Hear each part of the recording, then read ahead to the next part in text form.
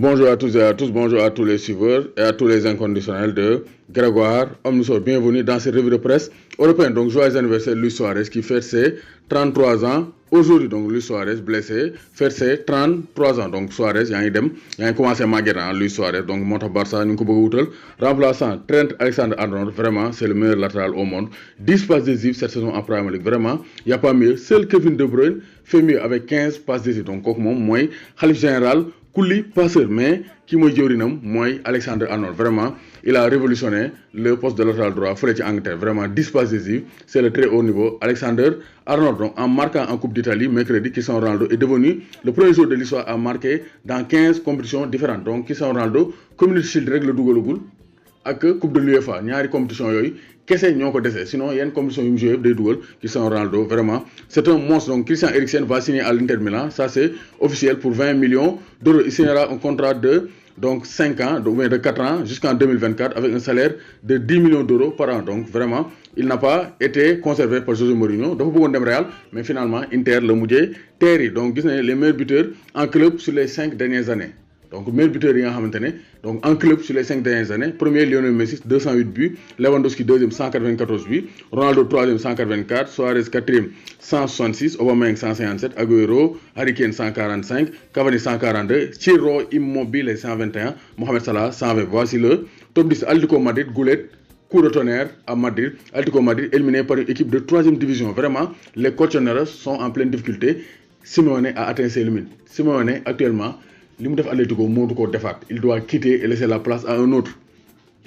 Comme on est Togol, cultural Léo Neza, bon, fa lañ leen toogale. Donc ça c'est une déception. Vraiment, ça c'est une humiliation pour l'Atlético Madrid. Liverpool n'a plus perdu en Premier League depuis 40 matchs. Donc 40 matchs sans défaite pour Liverpool. Vraiment, ça commence à faire beaucoup. Et ils sont à 9 matchs d'égaler le record d'Arsenal. Donc 107 points sur 109 possibles. Vraiment, c'est un record donc époustouflant pour Liverpool. Donc Marquinhos est blessé pour 3 semaines. Donc touché au ischio-jambier. Donc Tino Kadewere, donc le Zimbabwéen, actuellement meilleur buteur de la Ligue 2 française avec le Havre, va signer à Lyon. Donc selon RMC Sport, l'officialisation de son transfert sera donc imminente. Donc Tino Kadewere va rejoindre l'Olympique Lyonnais, de même que Toko Ekambi. Donc Wissam Ben Yedder a été élu joueur du mois de décembre de la Ligue 1 française. Vraiment, c'est un grand attaquant. Ça, il faut le reconnaître. Donc un autre grand attaquant prolonge au Real Madrid. Donc Karim Benzema va prolonger son contrat jusqu'en 2022. Accord définitif amna. Donc Karim Benzema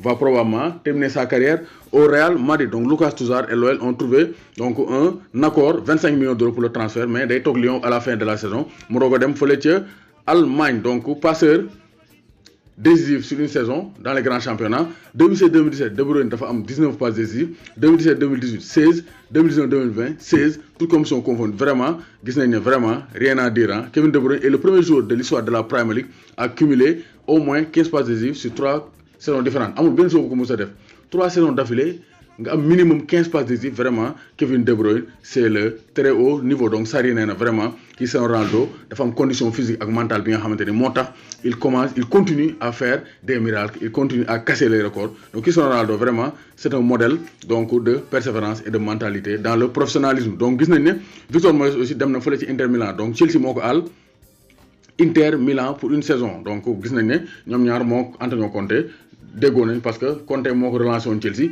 moo tax mu indiwaat ko fële ca Inter Milan. Lukas Podolski, ancien champion du monde allemand, donc champion du monde allemand en 2014, quitte le Vissel Kobe et s'engage avec Antalya Sport. Donc Lukas Podolski donc continue sa tournée donc dans les clubs. Donc moom jaar na club yu dul jeex, mais carrière en club ça n'a pas été brillant. Moom il a plus brillé en équipe nationale qu'en club.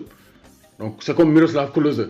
Klose aussi Allemagne la gën a briller que club. Donc c'est pour dire que vraiment joueurs yi bokk ay trajectoire. Ole Gunnar Solskjaer a perdu plus de matchs en Premier League qu'il n'en a gagné. C'est pour dire que Solskjaer vraiment c'est pas le très haut niveau. Hein.